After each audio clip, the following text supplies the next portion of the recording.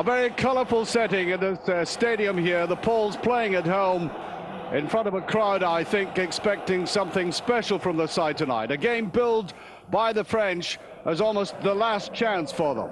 They've gone into this game with two scoreless draws behind them. Very much concerned, and a great debate about the team as to where Eric Cantona should play most effectively in the side. He was brought back into midfield in the game against Romania. It was not expected to have the kind of result it did have. It was rather negative. He himself played very well, but the French would like to see him playing further forward, and that great duo of Cantona and Papin is something of a fading memory now, and the French team very much changed from the one which was beaten right at the end of the very final game of the World qualifying group against Bulgaria. Indeed, that is the last time that France scored an official goal, way back in November, the goal by Eric Cantona.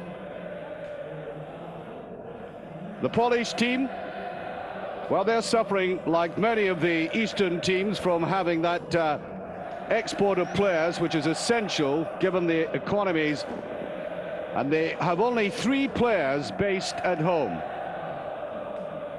Bandzik there comes from Panathinaikos, of course. Wyszkowski plays in Poland.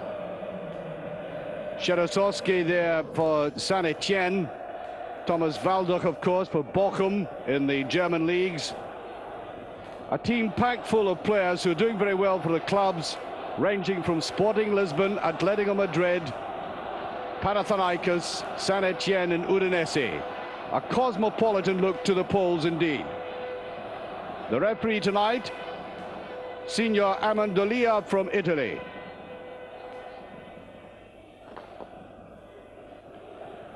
And a testing time for both coaches, especially Jacquet from France, who's been criticized for his last 2 team selections, and France finding it very difficult to put the ball in the net. They played some excellent football in the last game they played against Romania. Couldn't put the ball in the back of the net. And one of the biggest sinners, the man you'll see playing tonight with the number 9 jersey, Nicolas Wiedek from Nantes, the leading goal scorer in France at the moment, and it was leading goal scorer a season ago. He had terrible misses. He was asked to be dropped, but the coach has kept faith in him. Ball played forward there by Paul Le Guen. And there's the man I'm talking about, Nicolas Wiedek, going away out to the side, and 2 players coming up front.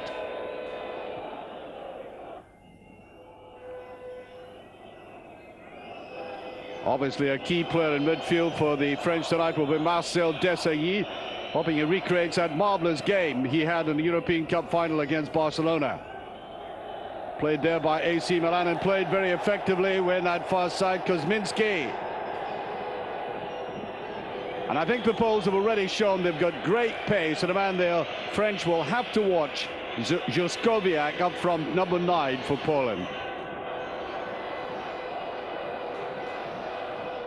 Juskowiak playing his football for Sporting Lisbon. Nice little break. Balazinski. And across goes Bernard Dammer. Takes that very well indeed. And on a night where the ball must be extremely slippery, they've had a lot of rain, and you can see from the pitch there, it is very badly churned up. Now watch that inviting ball, and look at Juskowiak coming in. I think he was slightly off that. That was a deceptive angle. Not just as near to the ball as appeared from behind the goal. Little warning to the French, though. The Poles are basically a counter-attacking team that play based on solid work in midfield, good passing, good control, good possession. And then the sudden burst by Kozecki, the captain of the side from Atletico Madrid, and Juskowiak. The Iberian threat in both these players. Kuzminski brought that forward. This is the man I was talking about, Kozecki, the captain. Put back by Juskowiak. And up came Zhishevsky. Very strong running player.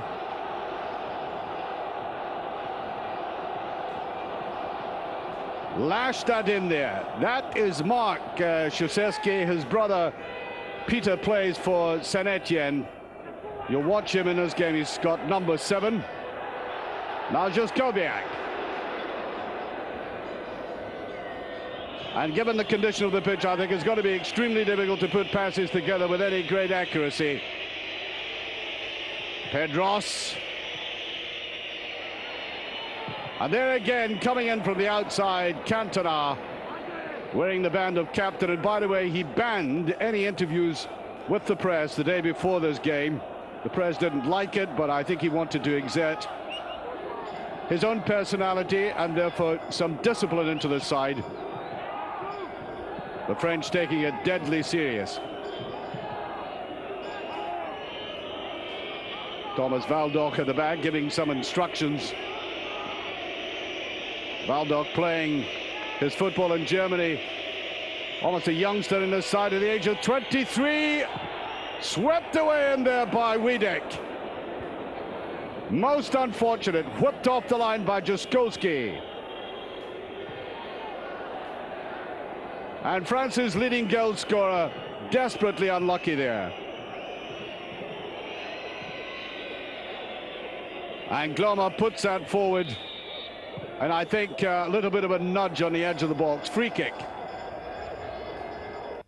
Fiery, tempestuous player.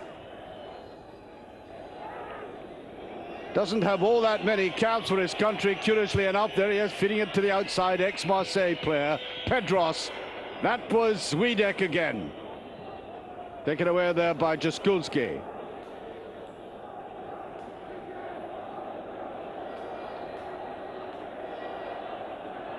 Well, the Poles had a very fiery start, but I think the French now beginning to control midfield. And accuracy in passing will be of the essence tonight. The ball skidding away from players if it's hit in front of them. And it is rather churned up in places. Now this is the counter-attack style of football I was talking about that the Poles favour. Just tucked to the head. That's a great chance now. Oh, and the captain could have put the Poles ahead and really ought to have.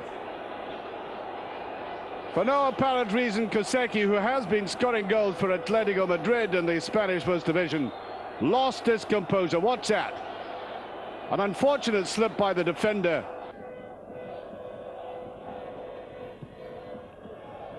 Played forward by Jaskulski.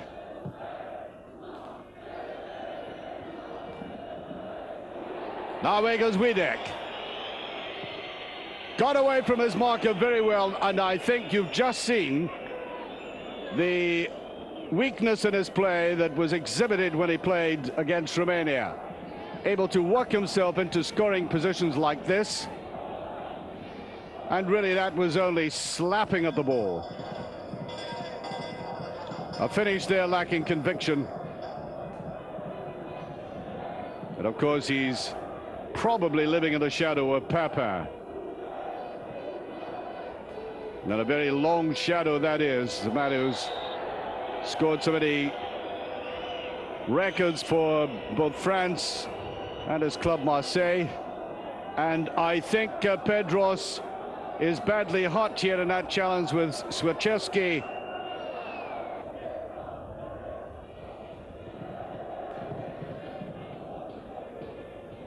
Neatly put back there by Kuzminski.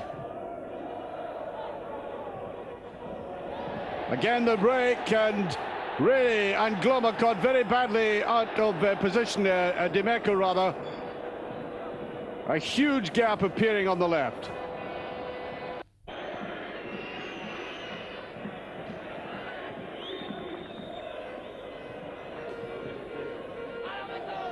Well, there's Pedros. I don't think he'll take any further part in the game.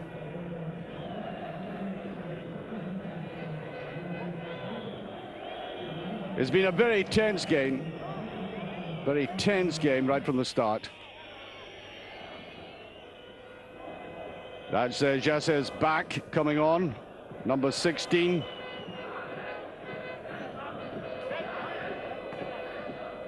Referee just, he's been very much in control of this game. And I think the French must be reasonably pleased. They've carved up some openings. Wiedek has got forward away from markers. But the Poles like this, dangerous in the break. There's the captain again. And I'm not quite sure whether that was a shot or a cross. But he is getting freedom. We saw him go beyond D'Amico on the right. This time getting away from Angloma. Angloma now playing this football in Italy. What a fine game he's having, Kosecki. Wasicha underneath it. And he was really hampered by that French defense getting back very quickly indeed.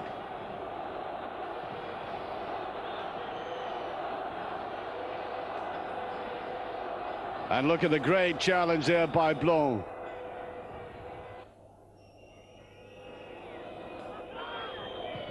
Dugarry on, and I think Wiedek used an arm there, but the referee waves play on. The advantage with the Poles.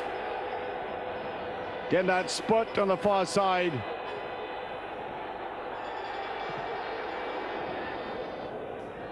And they really are disturbing that defense on the left-hand side. That run by Balajinski.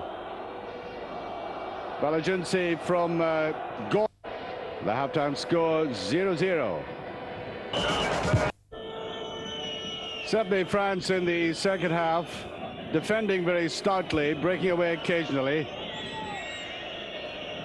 Undoubtedly, the Poles could have been 2 up after that first 45 minutes.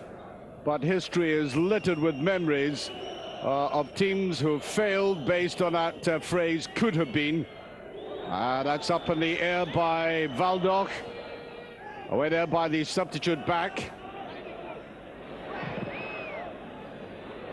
Down there and away to the side. In came Cantona. Dugarry fighting in that shot.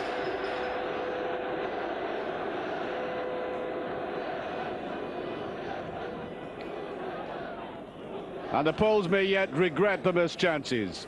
Certainly France have not had as many as this, but Cantona just a little bit too much to the side.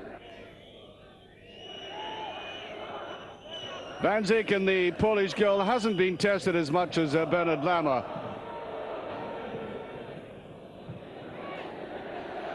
And this game is rather bogged down at the moment, almost as if they were being afflicted by the condition of the pitch. That looks like a free kick, and it looks like the man who's already been booked, and that's a disaster. Christian Karambou. He has to go off his second yellow card. And let me remind you that Karambou, the player you see making that rather reckless tackle, was one of 3 players sent off in a French Cup final for Nantes against Paris Saint-Germain a couple of seasons ago, so he's rather familiar with an early bath, let's put it that way. I mean, why in no man's land like that had they to make such late tackles? And that recklessness comes from lack of skill, actually, because I think tackling at the right moment is part of the skill of the game. And all he does is commit suicide. Off he goes. France down to 10 men. I'm not quite sure the Poles can take advantage of that, because as that ball was fired in there by Szuszewski, I doubt if they can take advantage of it, because the Poles tend to play the same kind of way all the time. Even if they were playing against 8 men, they're deep into their mentality as a counter-attack. And France will now try to crowd midfield. Would be very dangerous for them to defend on the edge of the 18-yard line. Just make the occasional breaks. And screaming for the ball was Dugarry there. Once again, Wiedek got away there. Emi Jacquet, the coach, can't be all that happy now having to face such a long spell. Headed forward by Jaskowiak. Oh! Just swept away. And once again, Jusewski coming in and out. Supported there by Kosecki. Nice little header there by Jaskowiak, who, remember, was the star of the Olympics.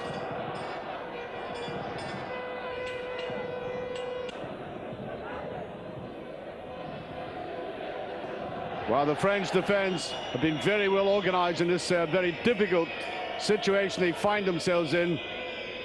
Desailly well away with it. Knitting together well in midfield. Swept away out by Desailly, picked up here by Le Guen. He turns very well. And running towards him there again was Wiedek. I think the French are right to play it away out wide. For a start, the pitch is in better condition out there. They might make some progress. What we haven't seen is Eric D'Amico making one of his runs in this half. Still remains no scoring. And that's what the French are doing. They're crowding in midfield as the rain continually goes down, and I think it's making it miserable for everybody, including a Polish crowd who I have to say got behind the team early on, giving them unstinted verbal backing, but now it's beginning to peter out. Except now, a little break. Bust again by Kosecki. And he can't get away from the marker again, just put off. What marvellous runs he's had in both halves. And I think the Poles might get. Bernard Lamer getting close to his 50th cap. Just a couple away from that. Flamboyant personality, apart from being a very steady goalkeeper. Here's Jaskulski. At the back there, Świąszewski. Played down the side by his brother, Peter. Picked up. Kosecki with it. Not far away. Muttering either to the deity, or was it an imprecation? That was Vazica. Watch the two of them coming in. A kind of decoy run by Jaskowiak there, not quite getting it. A little inclination of the head by Vazica.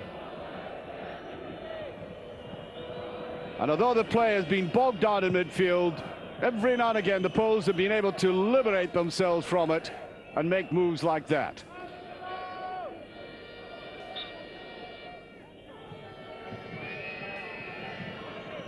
And now we're having the referee, I think, as Nikola Wiedek comes off there. Wiedek, I think, disappointed in this game. There's no doubt about it that he's had a lot of...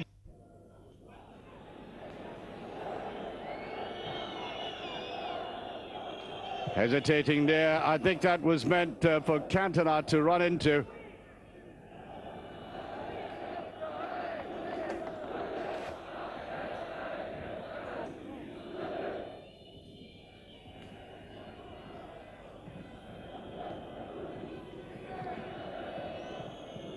Jakob with it. Gets it way to the corner, but the Poles are working very well indeed. Jakob with a little bit of freedom. And a long, long shot there by Laurent Blanc.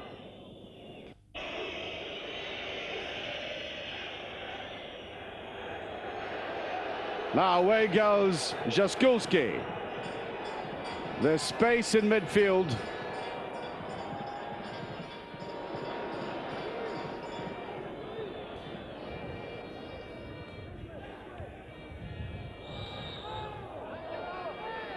And a quick tackle there. Alan Roche coming in.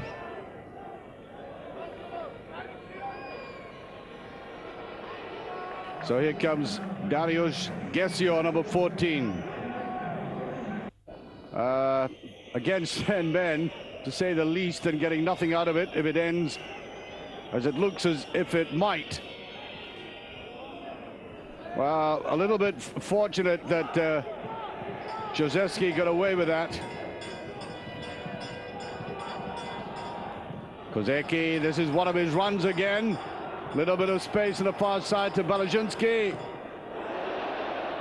I think that typifies the night. Well, they've both sides have built up moves, and then suddenly, in positions like these, the finishing has been horrendous, to say the least.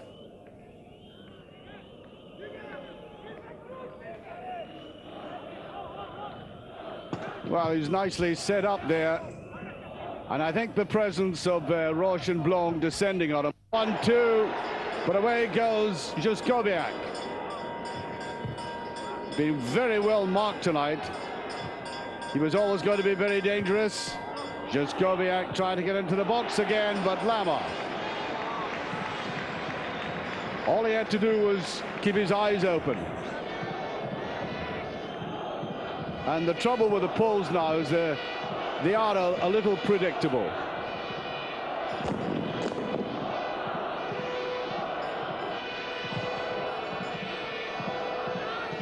Certainly the crowd still staying behind Poland. It remains no scoring so far, and the French must be worrying about the goals drying up. They're heading for the third game in a row, unable to score a goal. That, I think, is a free kick. Solid player. Long future in front of him, only 23. Hammered away by Laurent Blanc. Now looking for the quick break. Cantona shielding it well. Hasn't done very much in this game tonight, Cantona. And the break there by Ngloma. Just a little bit too much. Time petering out. Just look at that field now. Parts of it like a mud heap. And there's where they might make some progress down the rather drier wings. Eric D'Amico there. As I said, playing a much more negative game in the second half.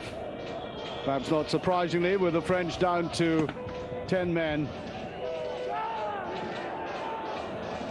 Back. On to Jozewski. Picked up on that far side by his brother again. Handling. Oh, free kick given. One of the better players on the field tonight, there's no doubt about it, Kozeki.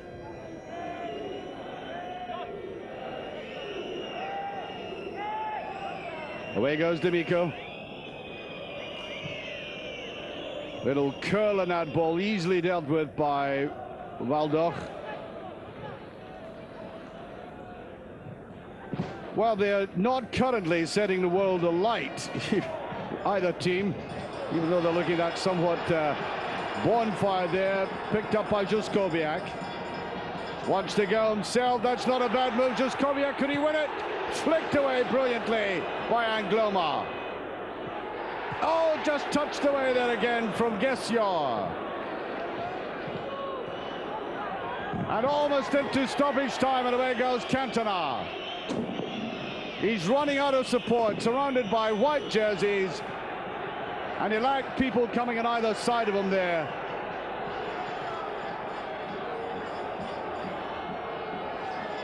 And that, I think, will be a free kick. The Polish coach, Apostel, absolutely blazing there. And there it goes.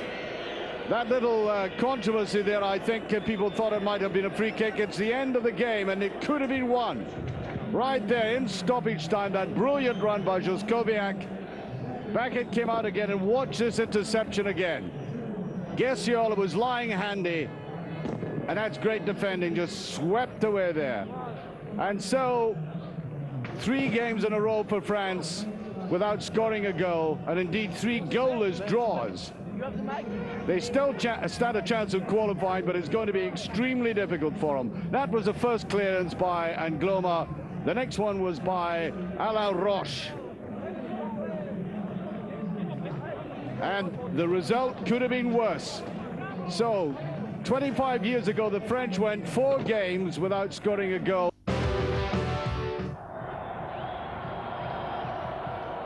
Czechoslovakia come to Rotterdam to take on Holland in what's a fascinating battle in the European Championship qualifier.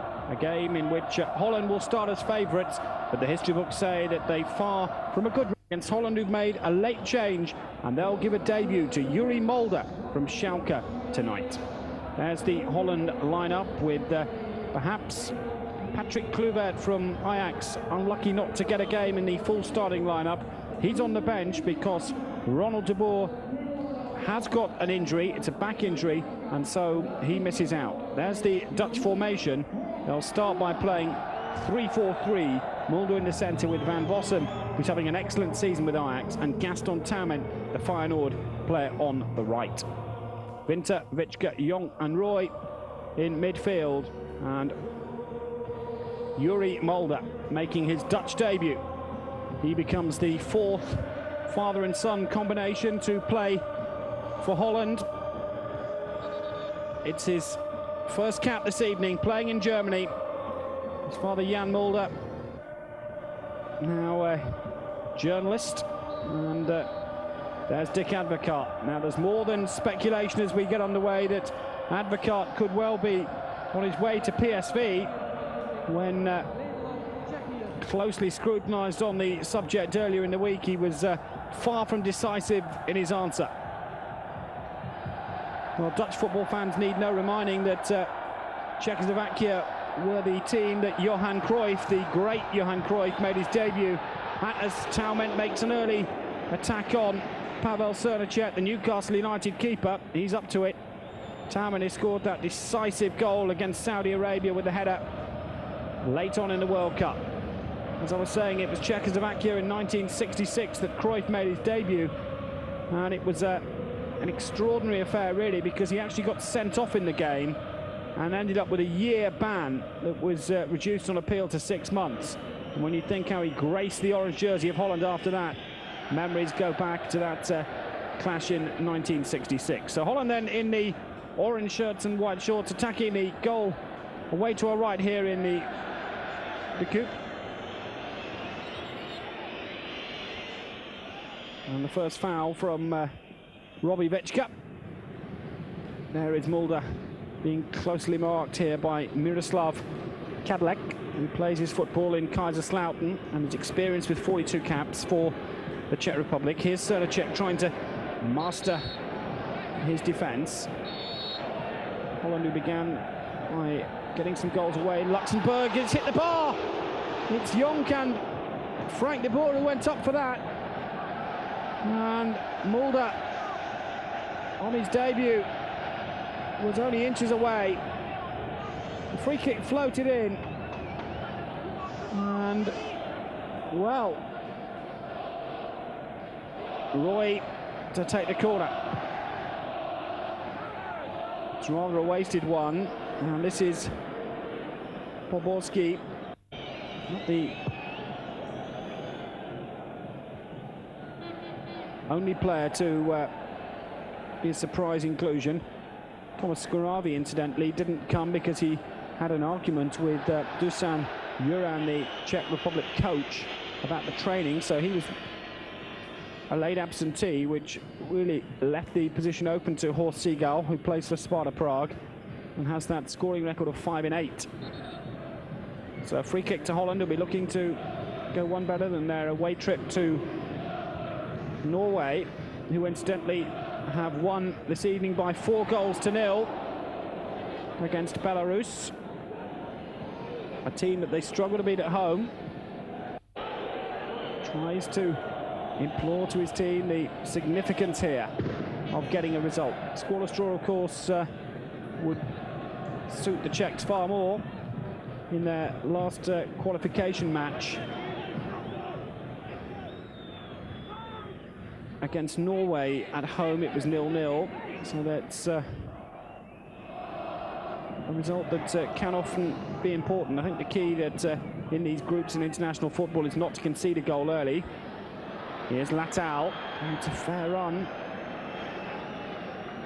Radoslav Latal also plays for Schalke. There are 3 players from the German club on the field here.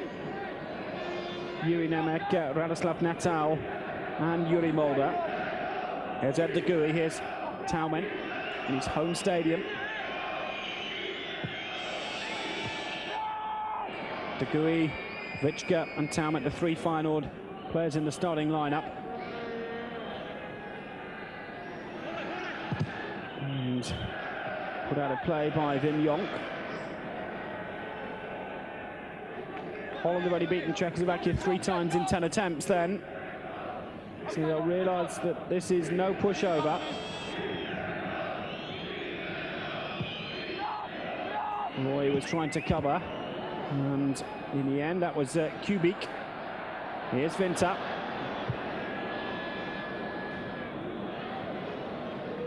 Roy was caught out there. This is Nemec. Latal. And Vaux, who's now back at PSV, having spent some time at Sporting Lisbon. Away goes Vinta. It's a fair run from Aaron Vinta. Still no goals here in Rotterdam. Away goes Nemec.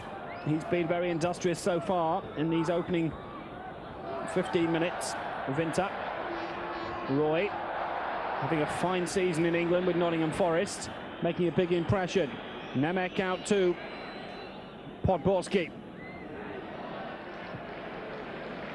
And back to Ed de Gooy. It's been a very scrappy opening here to this European Championship qualifier. Both sides know that with this 3 points for a win, the incentive to attack is far greater than in previous years. 15 gone. We still await the first goal. Jonk goes in, but good play there by Radoslav Hapal. And Vitschke came across and sacrifices putting the ball out of play. Crowd of 40,000, and Peter van Vossem really enjoying his football and scoring some spectacular goals for Ajax. 2 in the last month stand out in league games against PSV and Willem II, both away. This is Seagal. The ball not properly cleared. A header across the face of the goal and punched by de Gooy. It had to be Nemec. Ooh, that wasn't far away. Yuri Nemec got the shot in, and that was very close. Well, we'll see just how close from behind the goal. I think it was under a foot for sure as Nemec struck it. Oh. Stan Vaux, 14th international tonight, and he really has struggled in the last few games for PSV. Not settled backs, Taument. Well, it was Pavel Kuka who gets a yellow card for the challenge. And picking up a yellow card then for the foul. Tauent, the player brought down. Dangerous situation. Roy and Jonk will work it between them. And Jonk to take it, floats it in. They're queuing up at the far post. Vaux! Not far away either. Stan Vaux yet to score for Holland.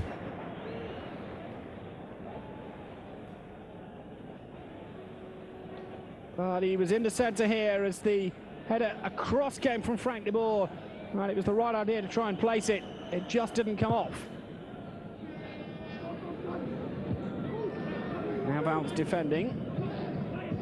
You look at this Holland team and compare it with the World Cup side, and there are noticeable absentees.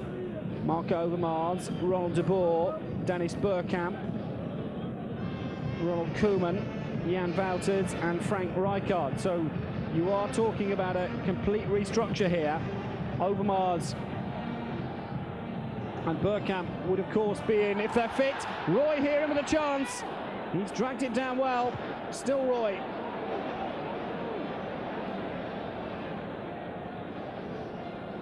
And again, Roy. Looks for Taument. It's bypassed. Mulder.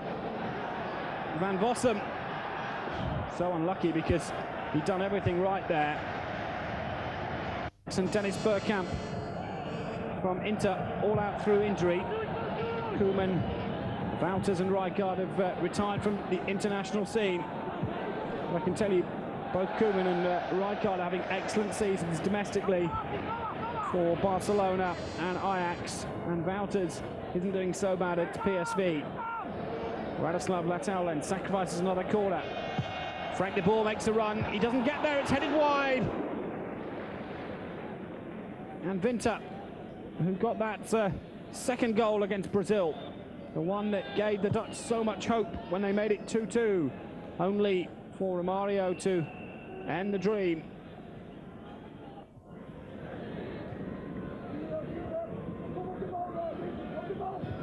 Hapau wins the throw.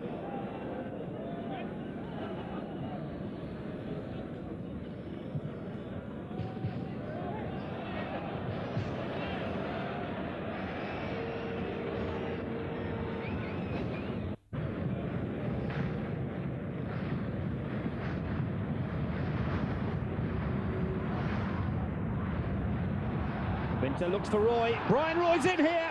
Good save, Srnicek. Well, Roy so close to breaking the deadlock. Two players there from the English FA Premiership in action. Roy from Nottingham Forest, Srnicek from Newcastle. Here's Jonk. Peter Van Vossem. Cover from Poborski. Jonk again. They're a neat defensive unit, the Czechs. Half an hour gone, and they've really held out well. We haven't seen so much in attack apart from that effort from Yuri Nemec, but they are coming on the counter now, and that was Vichka making sure of the corner. Excellent defensive play from Robbie Vichka. He still must rue the penalty he missed in the drawn game with Malta. How important that particular miss might prove to be when we work out the final analysis. Going to be a yellow card here for Brian Roy, I think.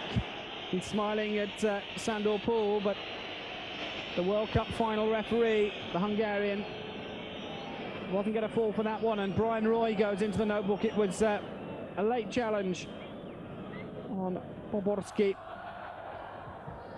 And Dusan Yurin must be pleased with the way his side have fought in this first 45 minutes.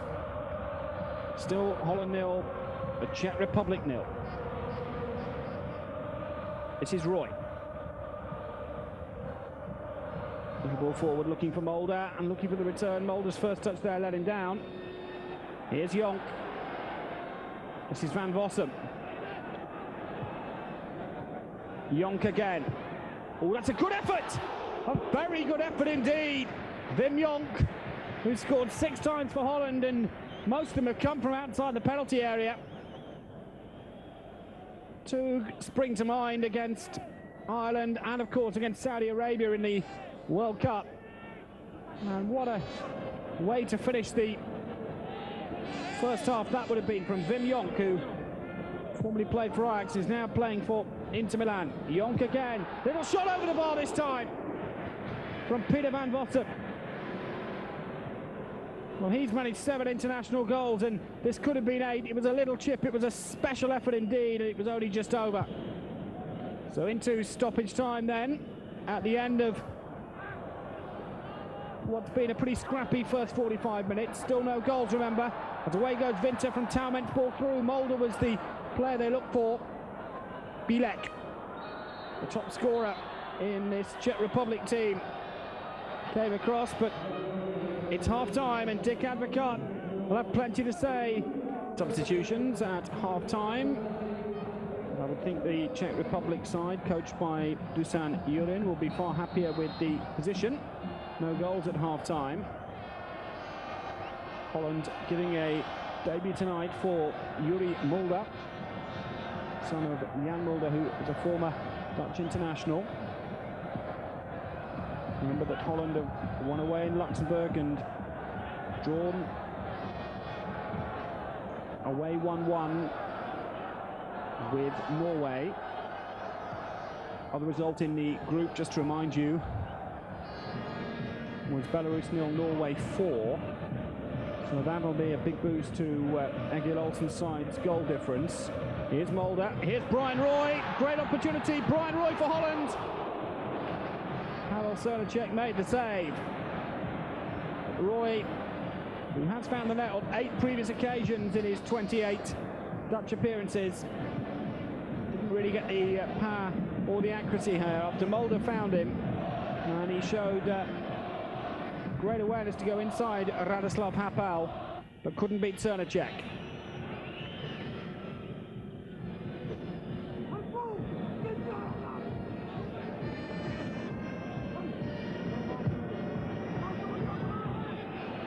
Srnicek put under a bit of pressure. Brian Roy doesn't go fully through, but here's Jonk for Holland. This is Mulder. Nice turn inside. He seemed to have slipped Cadillac, and another opportunity there for Brian Roy. Well, Mulder floated it in, and Roy was hungry, and he got the header. It wasn't so far wide.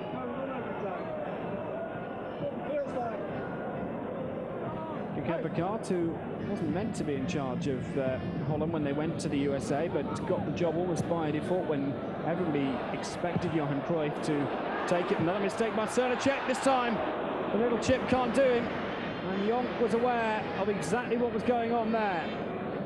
He just didn't get the height. Srnicek must have been a little nervous, one would have thought. Van Vossen tried to trap it. Sandor Pool got a touch, the Hungarian World Cup final referee. Here's Frank de Boer coming across with Kubin. And the free kick given. He was rather fortunate there, Frank de Boer. It looked, if anything, as though he was doing a lot of the holding. This is Jonk. Danny Blintz. 1 goal for Holland. What an excellent season he's having as well for Ajax, who take on Milan in the UEFA Champions League next week. We'll have the rest of action of that for you in our UEFA Champions League special next Thursday night at 11:30 Central European time, 10:30 in the UK.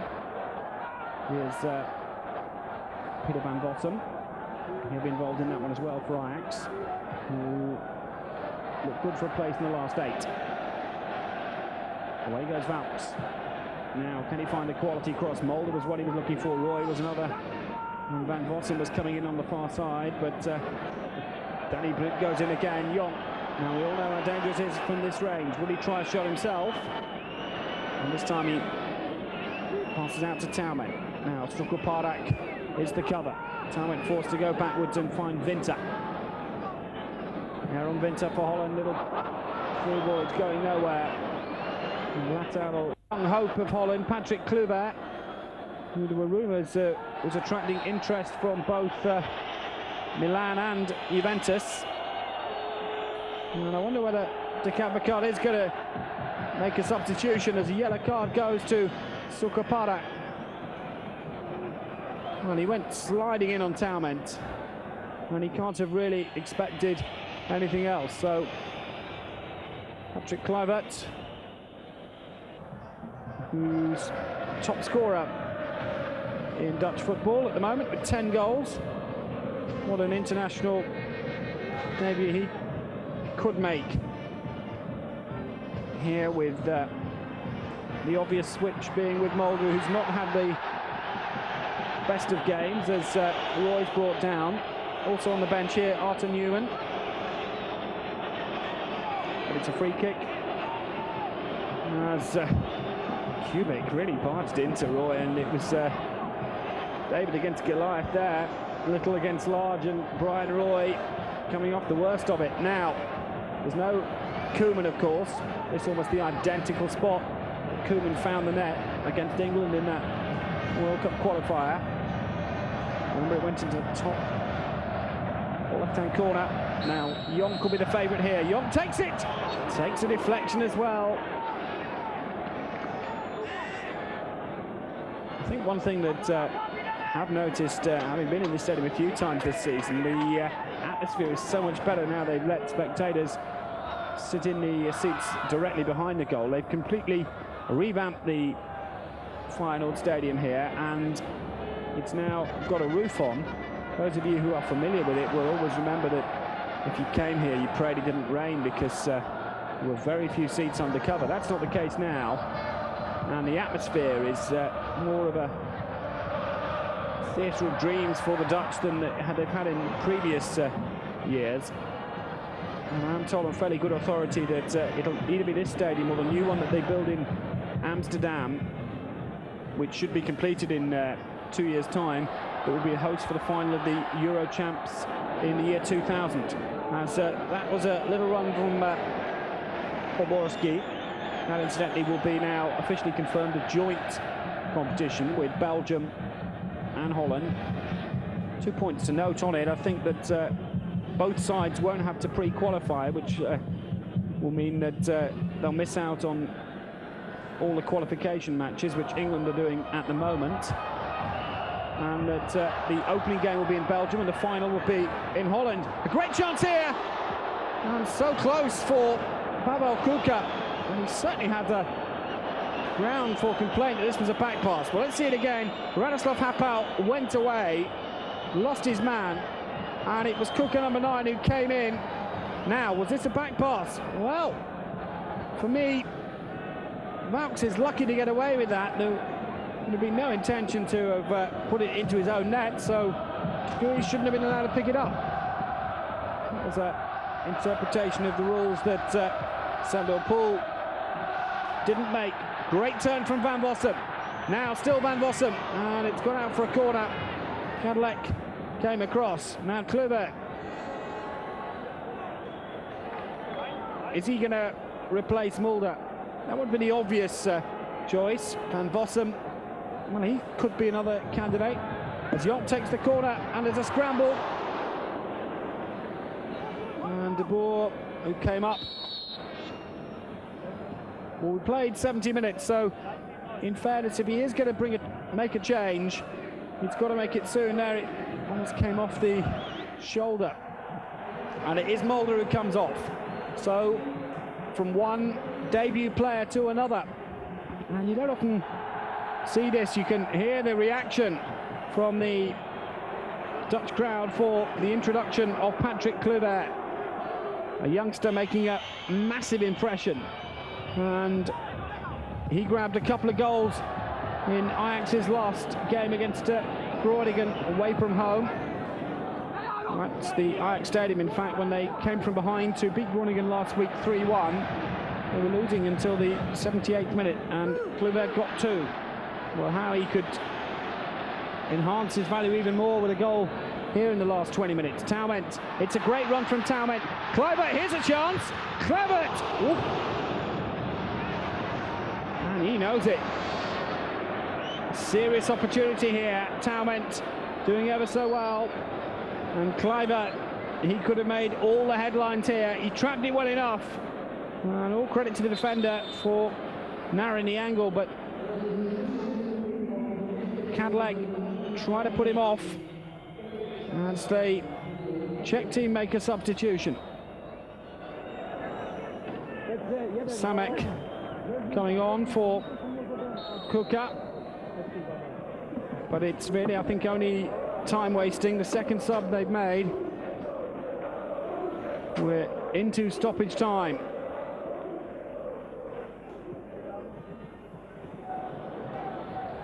Sandor Poel. Not certain how much stoppage time he wants to add on here.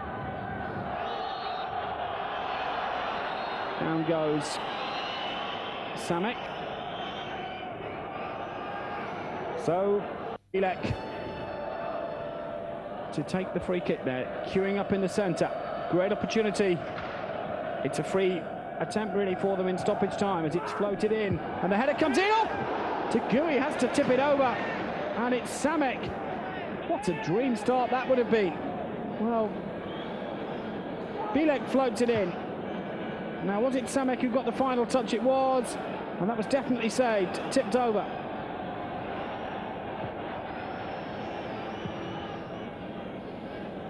Two minutes of stoppage time now. 47 gone in this second half. And Van Vossem, has he kept it in? Oh, good play from Van Vossem. It's still Van Vossem. And the crowd were suddenly very excited by that. Sandor Pool checks again with the linesman. I don't think there's too much time to go. Is there one more chance for Holland? No, that's it. The final whistle goes. It's finished scoreless here in Rotterdam. Wim Jonk, one of the more experienced players, knows that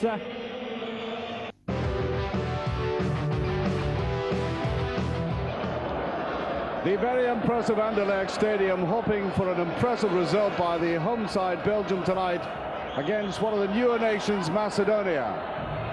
And there is Paul van Hims, the very famous player and now the coach of Belgium, who has welded together a very impressive side. One remembers that team, that Belgian side, playing in that remarkable last game of the World Cup against Germany. And we have, of course, 5 survivors of that particular team: Prudhomme, Smits, Stylens, Van der Els, and Luc Nielisch. Nielisch taken off in that game, by the way, that last game, but of course finding it very difficult to score goals at international level, even though when he was in Belgian football he was frequently the top scorer. Nielisch now with PSV in Dutch football. They're the substitutes, and on paper, of course, Belgium really should win this game, but Macedonia, nevertheless, have come through and played impressively in their very first game against Denmark, drawing by 1-1. And there is a team, it's an experienced team as well in terms of age, as you can tell from that. They play all around Europe. Stankovic, that player at the top there with Degerfors in Sweden, all the way down to Charleroi, Janevski, down to Mishevski, who's playing at home in Skopje, Javoski with Servette, and Javoski, Milko Javoski, the other Javoski, plays for Nîmes. The trainer Donchevsky. The pitch in absolutely perfect condition for this very important match. Belgium started off the tournament very well by beating Armenia 2-0. Well, that was to be expected. And then came a cropper when they went to Denmark and lost by 3-1. So there is decided determination tonight from the Red Devils. That famous nickname for a team that's performed especially well for such a small nation in terms of population. Performed extremely well at world level, especially in the World Cups. And I think Paul van Hims still bitterly regretting the decision of Herr Roethlisberger, the Swiss referee, in turning down a penalty kick. And there, Zaleski from Macedonia right in the action, turning down that famous incident when Joseph Weber was going through, was brought down and no penalty awarded, and it distinctly was. So a lot of scores to settle, and wishing to make an impression. On it goes now to Nielisch.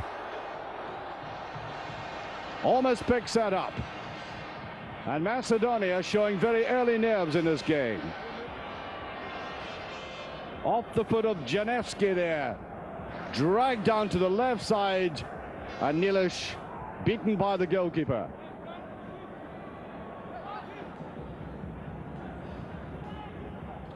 Belgium always playing very solid football. Sometimes a little bit mechanical, lacking a little bit of flair, and that easily picked up and sent away to the outside. Marc de Gries was coming back to give support. Nielisch is there. That's inviting, and into the box.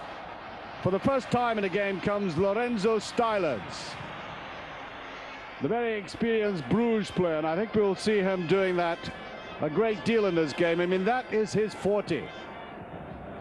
All of a sudden, he materializes in the penalty area, nicely curved away from the goalkeeper, which is a kind of ball you need for that occasion. Giano, the new cap from Stade de Liège. Oh, this defense, very nervous indeed. Stylens again. And now he's showing his maturity. I think he's spotted the weakness right in the middle of that defense, and now is continually going to probe it. Watch him coming in at the back. Good balance there, but the goalkeeper a little bit unsure as to how to cope with it, but at least he had angled it off. Picked up by Van der Elst, Frankie Van der Elst. 66 years, would you believe, if you add Stylens and Van der Elst's ages together. Greatly experienced in midfield, and there he is again. And obviously Paul Van Hims has told the mustachioed Lorenzo Stylens just to get. Well, at this stage, a lot of pressure, but they're lacking the kind of subtlety as again Nielisch comes in. They're lacking the subtlety of an Enzo Schifo.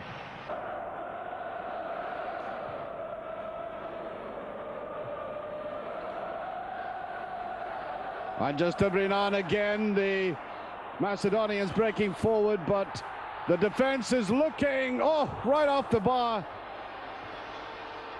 And that's it. The opening goal. Behind coming right in.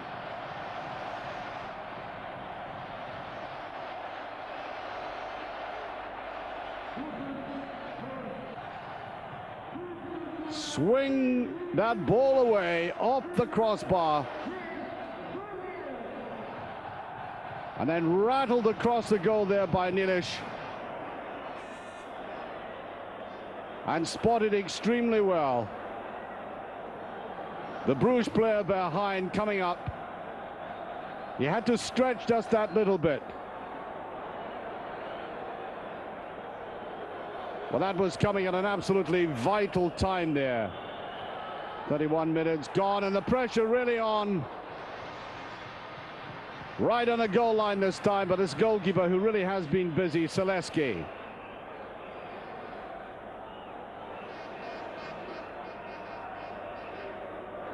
Scooping it up.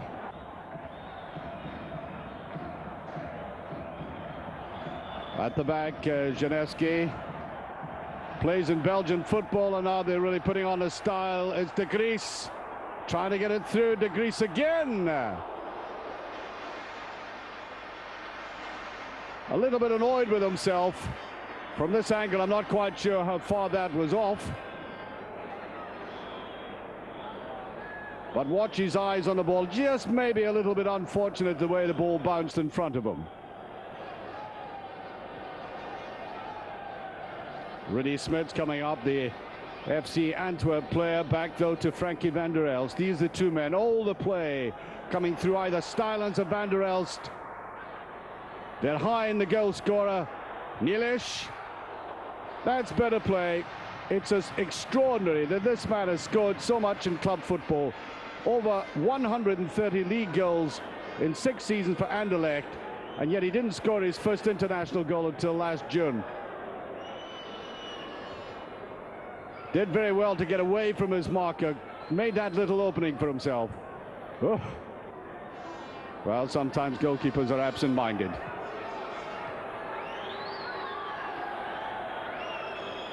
Interchanging a lot now, trying to vary the style as Krasen picked it up. Try to link in there, coming Van der Elst. And there's the two Bruges men getting in again, and that was a very intelligent header back there. Janevski.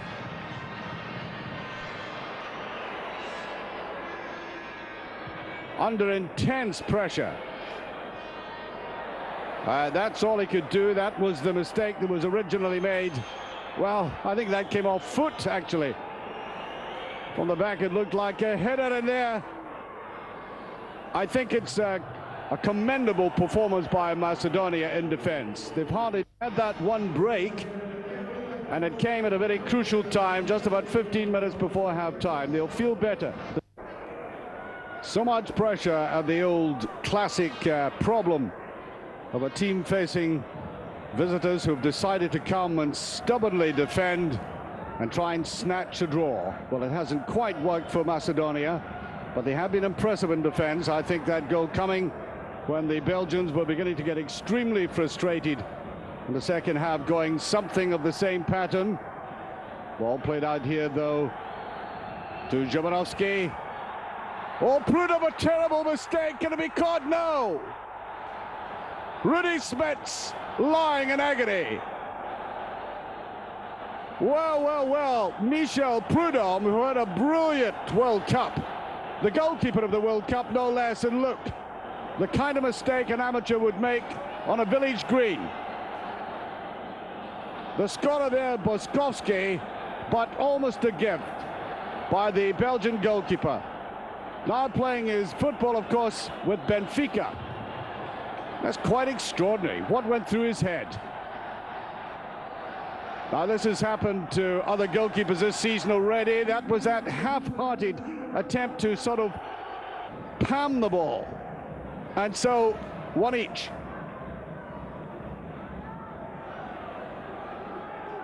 While the Belgians can hardly believe this, it has been their ball throughout this game. They've tried moves like this, switching the play, but more often than not, they've been pushed across the field like that. They've lacked direct penetration, Stylens. And there's a shot by Nilis. Well, what happens, of course, is that you get the likes of Nilis and Stylens interchanging. It's either one coming in to penetrate in the box. That time it was Stylens laying it back there to the PSV. Free kick by Juzowski. And this time I think there's a tad of ironic cheers there as that ball was gripped by Prudhomme for this. Slightly unsighted, I bet you he was glad to see that in his hands. Well, there we are.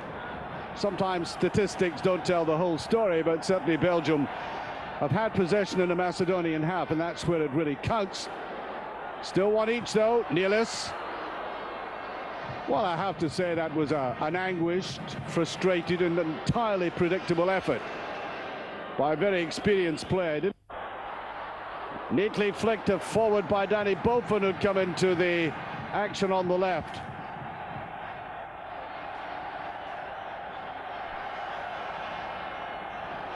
Certainly the crowd trying to get behind them again as Zaleski just gets his hand to that. Chased across there by Jovanovski, one of the Skopje players coming from the capital. At the back, Geno. Geno has come forward a lot, but his crosses have been rather poor. There he is again, chasing after it. Standard Liège player, Nilis, looking for the 1-2, Stylens. Squares to Nilis. And so many players in the box, and I think appeals for a penalty. And that was a kind of afterthought gesture there as two of their players go down, including number 2, Stanjukovic, the man who's...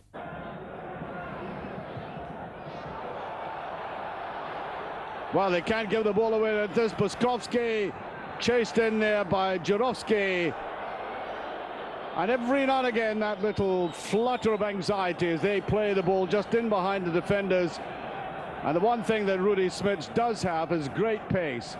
And if you're pushing forward, the one man you really do want to have in defense is somebody who's very fast, and that's why Smets is invaluable in that situation.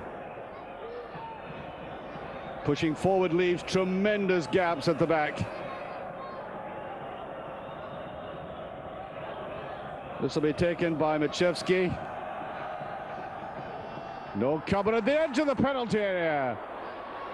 Away there by Krason. Hooked in again by Stankovic. Too far.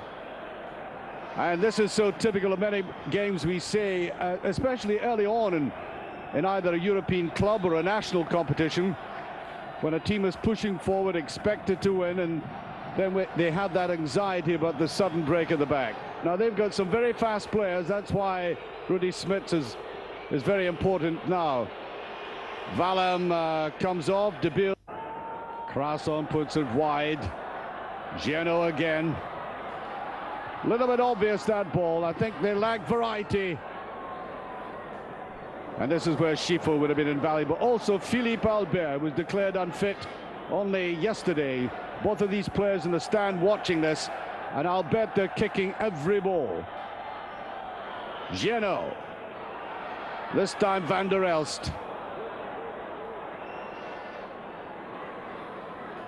If there's any ball in midfield, Van der Elst will pick it up. The ball coming to him like iron filings to a magnet at times. Smits, no real drive in that. And continuous pressure, broken there by that fall by Boskovski. Time running out. The Belgians expected a win, will be disappointed if they don't get it. That's the substitute. De Beeld. Nicely on there by De Gries. And nobody in the middle. De Beeld, the substitute, was far too wide. Tries it again. Well, I think entitled to go for it himself. I think he's been watched out there. Look how crowded that is, and that will be a free kick. No question about that. The Macedonian players thinking that was embellished. Well, there's no need to protest. The referee has come right in and out. The Russian referee, Mr. Kusanov. Oh, no, that's very revealing. That was a dive. I must say, from the midway line, looking down at that, it looked a certain free kick. And so we get the benefit of slow motion replay. The referee doesn't have that. And this is where they really will miss Schifo. Nieliš shapes to take it. Schifo is deadly from this distance. Back goes that defensive line. Makovsky, Janevski, Jazdowski right in the middle. Nieliš. Up it goes, and nowhere near the target. I think some of the better free kick players would hit wood if it didn't actually go in.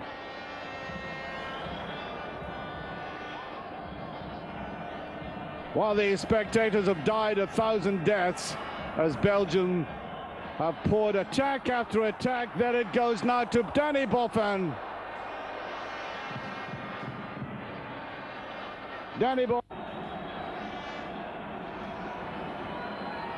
And if Macedonia pull this off, there will be jubilation and also some worries about this section in other quarters.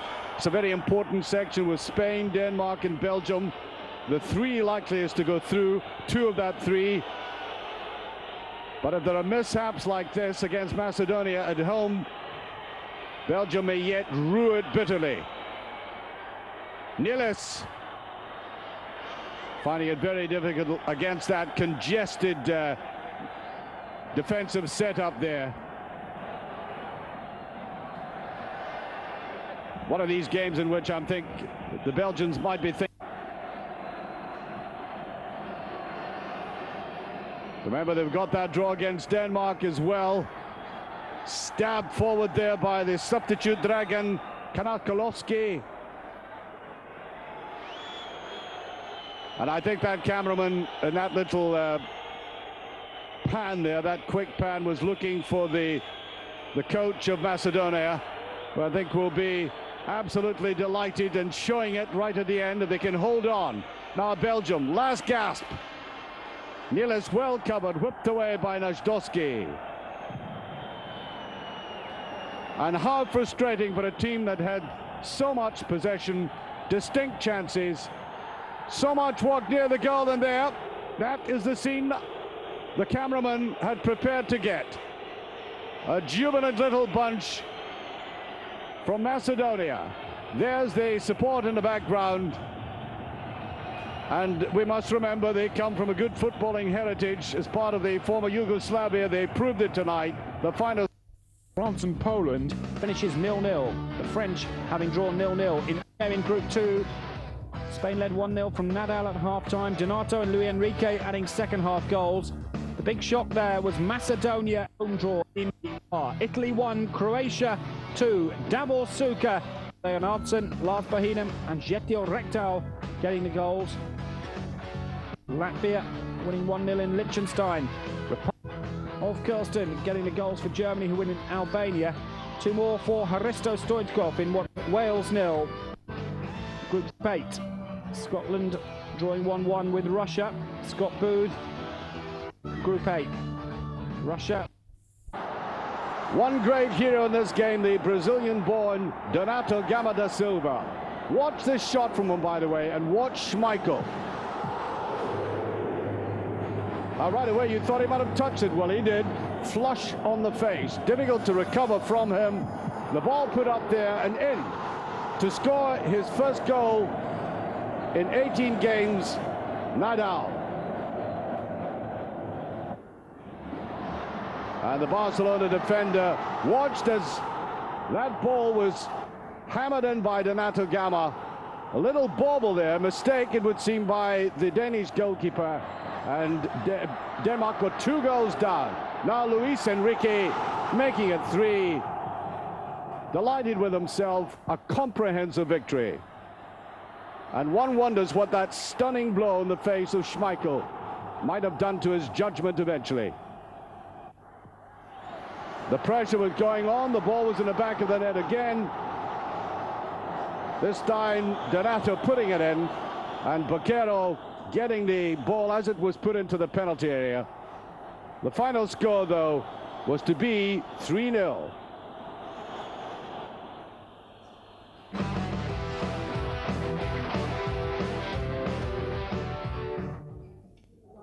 Watching a little piece of history as that goal was struck in there in 7 minutes by Sotiru, because Cyprus had only once previously won a European qualifying game.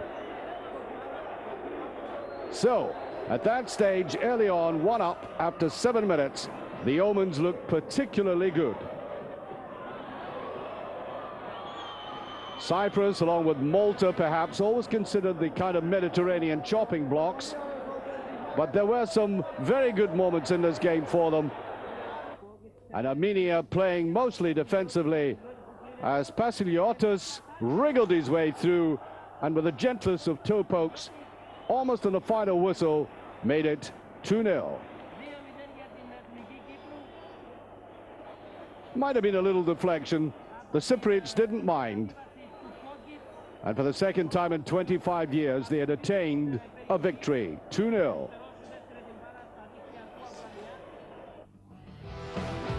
There are the standings. And Lausanne, the venue for Switzerland against Iceland in Group 3.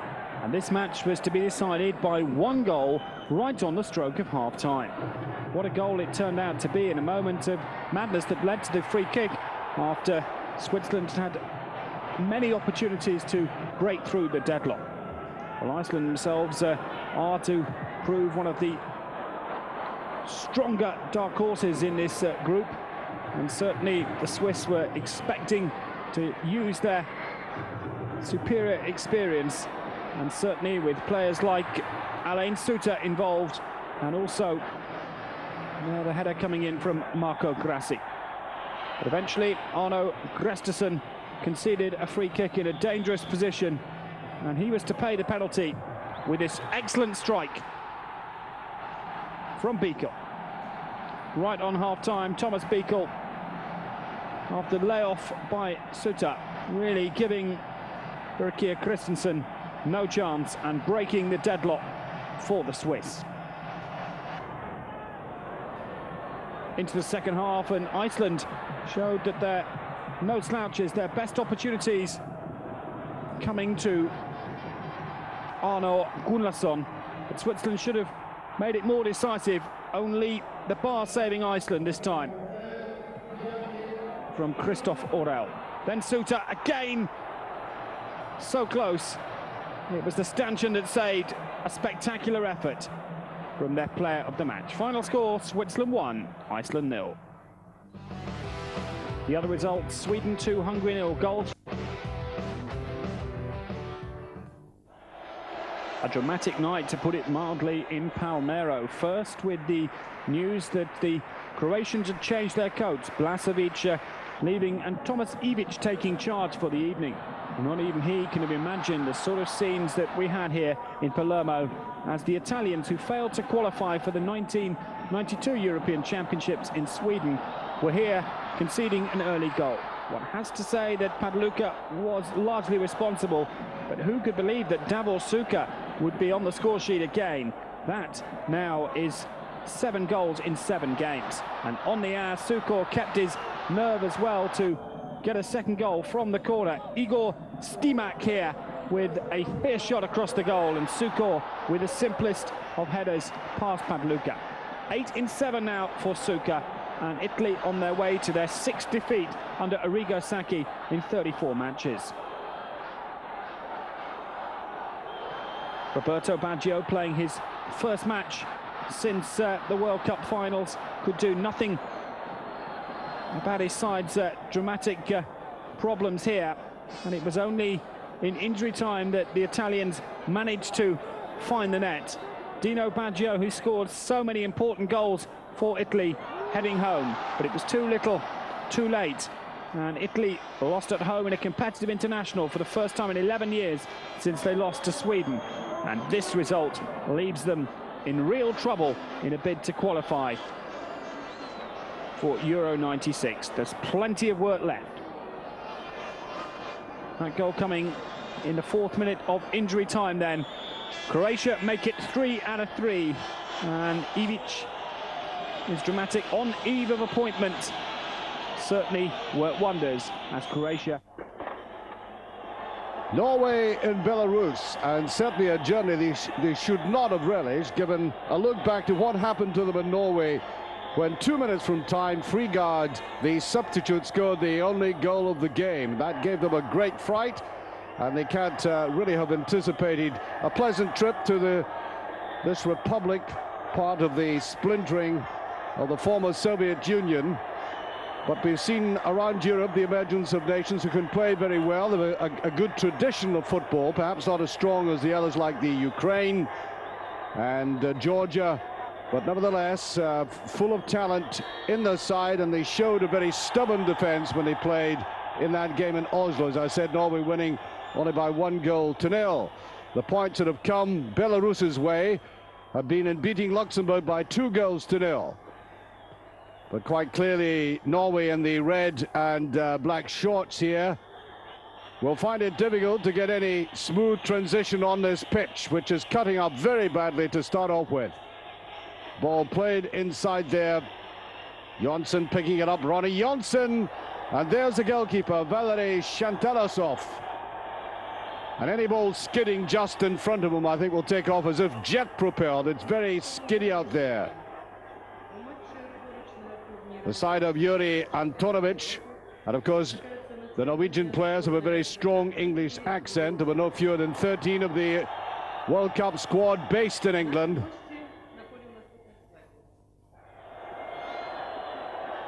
Gunnar Halle, the Oldham player, putting that back to Mikland. That's number 7, Eric Mikland, transferred this week to Utrecht in the Danish First Division, and is getting all very tight in midfield as this pitch is beginning to chew up. Good run, or intended run, by Jakimovic. Out to Sukanov. Sukanov back to Jakimovic. Well, a disappointing end there. You could see the player at the bottom of the screen there screaming for the ball. He was in the clear. That was Mikael Markel. Norway playing rather tentatively at this stage.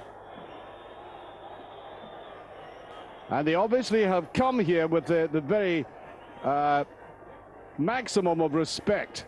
But even though the spectators really protect themselves very well, so also is this Belarus defense.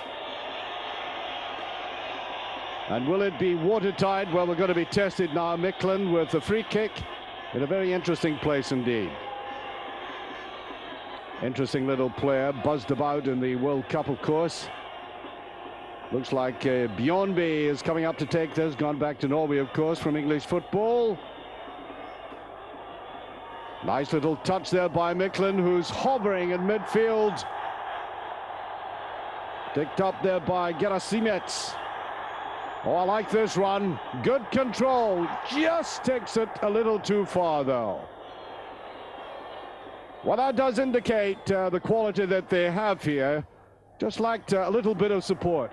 I think where they look a little bit suspect is in coming forward and leaving the spaces at the back.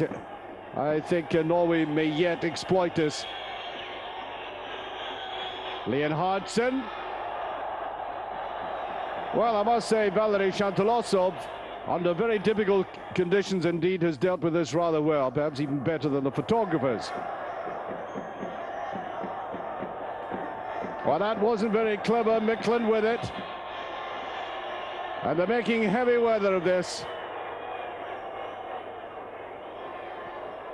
Well, that wasn't really intended to be a metaphor, but you can see that they are toiling.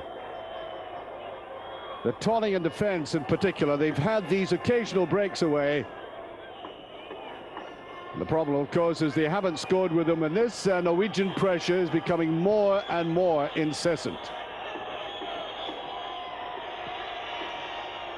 Nicely judged, coming in at the back. That's it. Beautifully struck in there. A goal by Berg. 34 minutes gone. And that ball coming off the back of a head right across the goal. And Henning Berg, the Blackburn player, who cost the English club a mere £400,000, which is peanuts compared to some of the money they've dished out for players. In he comes. Thank you very much. Free kick there by Jakubovic. Little bit of a pressure now. They realize they've got to get numbers forward here. One goal down.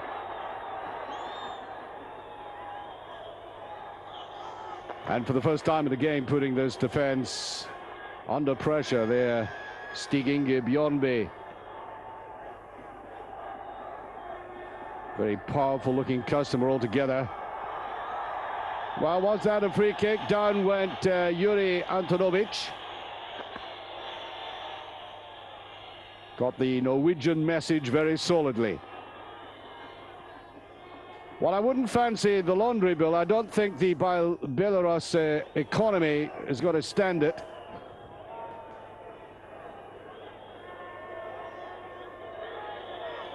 Nice little run there and a free kick, I'm sure. No, the referee waving play on as Leonhardsen tried to go forward.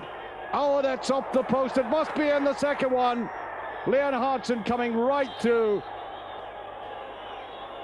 2 goals in 5 minutes.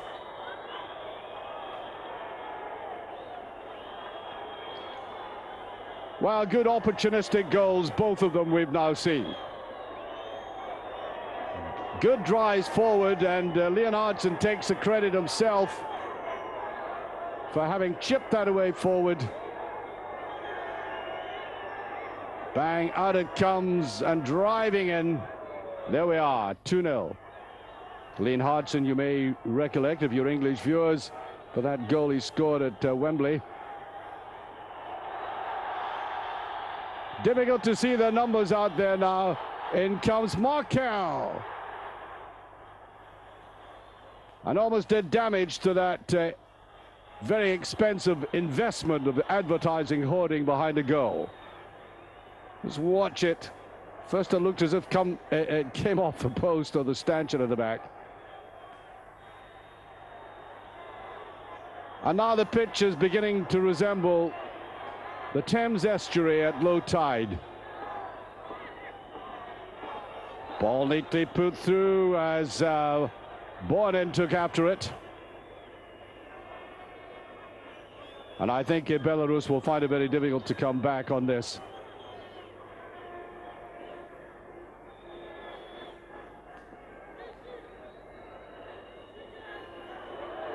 Gunnar Halle. Somebody's pinched the ball. Thank you very much, sir. Got it back now, and Gunnar Halle broke his leg against Sheffield Wednesday, made a marvellous recovery a couple of years ago. Well, that's awkward. The goalkeeper's made the mistake, and it's put away. Boynan makes it 3-0.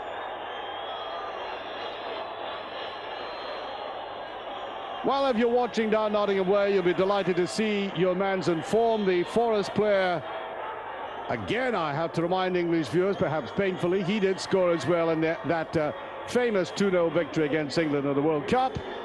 And there he was there, the goalkeeper, Shantalasov, making a mess of that. That's neatly scooped away. Not too happy, is he?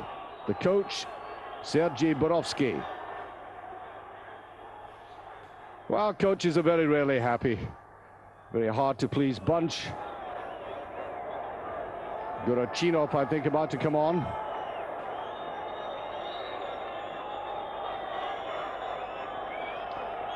What good he'll do at this stage, I'm not at all sure.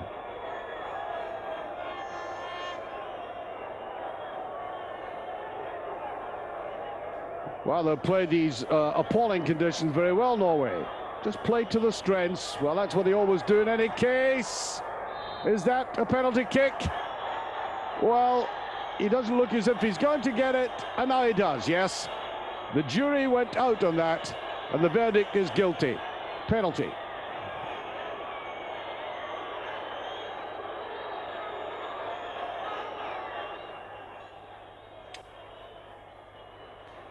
Let's watch this again. A relatively dry area of the ground, but the tackle quite illegal. Rekdal, 8 minutes from the end, and Belarus are now buried. Who would be a goalkeeper in conditions like these? Wrong-footed, he's wet through, and he's conceded 4 goals. Apart from that, the world is going well for him.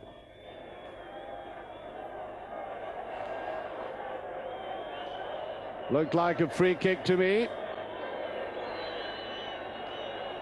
And from almost Passchendaele-like mud, can Norway add another one?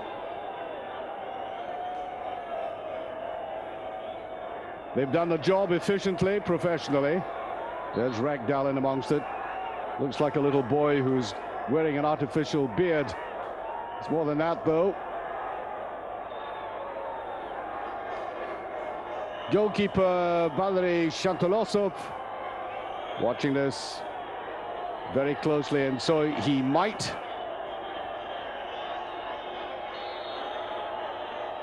Will he scoop it up? He does. And away off the side of the foot, though. Yes, he doesn't. He got nowhere near that at all.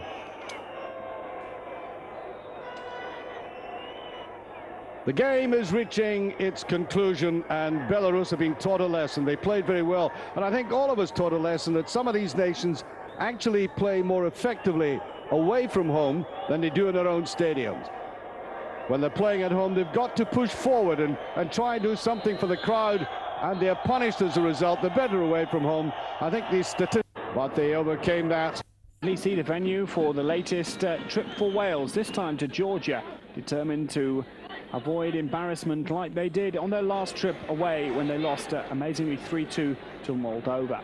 Well, it's remarkable to think that a year ago Wales were within 1 spot kick of reaching the World Cup finals when they had the opportunity, and they beaten Romania to do so. But here in Tbilisi, they were run all around the park by a Georgia side who simply were inspired. Kinkladze here having the best of the early opportunity against a Wales side clearly missing some of their star players, notably Ryan Giggs, but not really able to utilise the full pace and power of their strike force of Ian Rush and Mark Hughes. And Neville Southall, certainly by his standards, not having one of his better afternoons. When it was all Georgia in the white who created the majority of the early play, and certainly Wales, who'd lost to Moldova, who were ranked 124 in the world, couldn't afford to slip up here against Georgia. In fact, the Welsh did manage to create one or two chances, and the best of them falling here to Mark Hughes after a fine run down the right-hand side from Rush. It was just fortunate that Hughes didn't get there first. His reaction told the story, one of the few chances that Wales managed to create, and the ball went out of play for a corner. The defender did well. As the cross came in, Hughes so close. But all credit to Reviclivi to put it out for a corner kick. Well, the longer the game went on before we had the opening goal, the more you felt that this might end up by being a scoreless match. But that was hardly the way it turned out. And when the scoring was eventually opened, it was a fine goal. And you've got to give credit here to Tima Kitshaba. But Neville South will be very disappointing with his positioning. Kitshaba here curling the shot in, and despite the attempts by the defence to clear it, Georgia had managed their first goal in the qualification group. The reaction of the players told its own story, and Alexandra Shivadze, remember him, the sweeper from the 1982 World Cup with that great Russian side. He played in all the matches, and he's guiding Georgia at the moment, and what a dream start for them here. Timur Kichbaya opening the scoring on the half hour, and it was a goal that the Welsh defence will look long and hard at. Number 2 here, Nielsen failed to cut it out, and when it came to Kichbaya, he picked his spot, and Neville Southall will be disappointed he didn't get a hand to that one. So Georgia in front then after 31 minutes. Well, this is a huge stadium in Tbilisi. There was a crowd of 45,000, and there were plenty of open spaces on the terracing. But the Georgians in the white shirts and black shorts continued to attack, and once again it was Kachbaya who was involved in most of the play, and here taking a nasty tackle from Nielsen, and it was an injury that was to cause him major problems and was in fact to put him out of the match.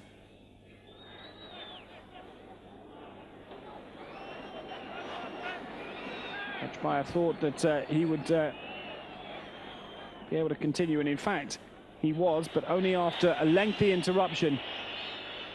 He was helped off the field, but did come back after half-time. But temporarily they were down to 10 men, and were so for a full 5 minutes. Well, despite the fact they were a man short, they did manage to increase the lead. Only 2 minutes later, Kinkladze embarrassing Southall once again to add a second. And Georgia here with real hopes of registering a rare win. Again, mass celebrations from the Georgians. The Welsh defence cut open, and really there was no marking here, and Southall was fully exposed as Kinladze slipped it under him. Despite the fact that Chris Coleman was running back, he could do little to divert the action. So 2-0 at half-time, and Wales fared little better in the second half, despite the fact that they brought on Kit Simons of Portsmouth into the play to replace Nielsen.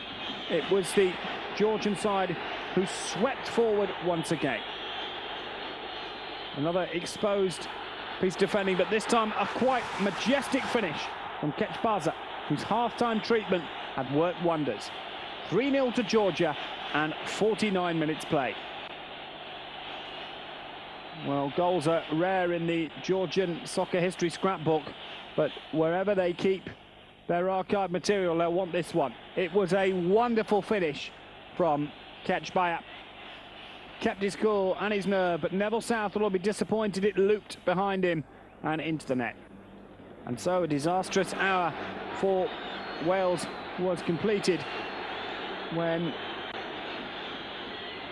Georgia made it 4. Again, the right-hand side was fully exposed, and the curling shot first hit the post.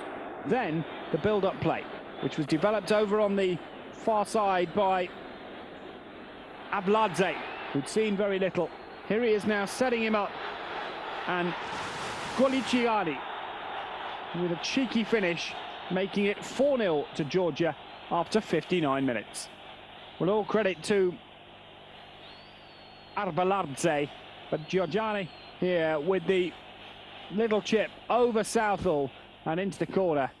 A sweet goal for Georgia, one that was treated with dismay by the Welsh manager Mike Smith. Well, the scoring wasn't completed because just 7 minutes later, another Georgia attack was to embarrass the Welsh defence.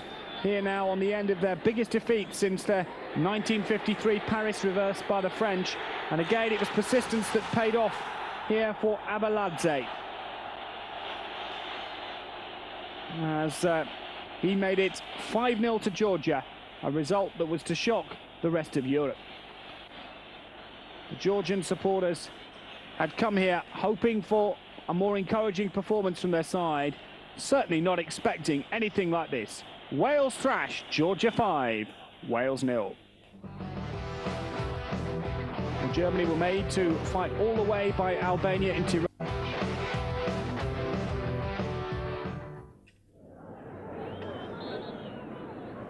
Group 8, and Athens the venue for Greece against San Marino. And one of the most spectacular goals of the week here coming from Nikos Maklas after 21 minutes.